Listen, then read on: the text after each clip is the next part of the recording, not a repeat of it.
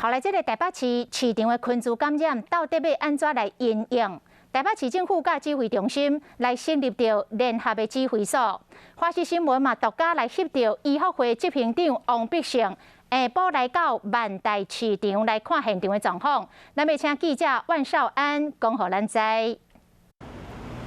是主播各位观众，那么持续为各位守候在的就是台北市环南市场这边呢。那么除了环南市场现在已经做好清消之外呢，他们也有将6楼的一个所谓 PCR 筛检站要把它移到1楼来。而同时，今天指挥中心的这医福会执行长王必胜，他也是来到了附近的万大市场来进行视察，带您来看独家画面。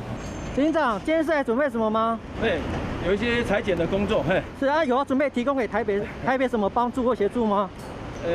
有没有什么提供个大方面的？我们有很多面向要处理啊，因为有2个市场在处理嘛，那就按部就班，根据指挥中心今天公布的一些必须要完成的事情，我们都一一把它完成这样。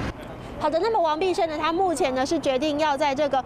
已经在万大市场这边进行一个视察，要看这边是要设立筛检站，还是要用什么样子的方式。他稍早呢也是来到了现场。那不止如此为了要防堵这万华地区的市场群聚感染的一个继续的扩散呢，目前呢这指挥中心以及台北市政府两边中央地方是联手合作来成立了一个所谓的前进指挥所。那这个联合前进指挥所呢，将预计呢就是会在这个线上来进行一个沙盘推演来进行一个掌握。那么目前我们所知道的呢，就包括是环南市场以及这滨江市场，还有万大市场，目前这几个点可能都会来设置快筛站。那么以上就现场为各位找到最新情形，把时间镜头转到棚内。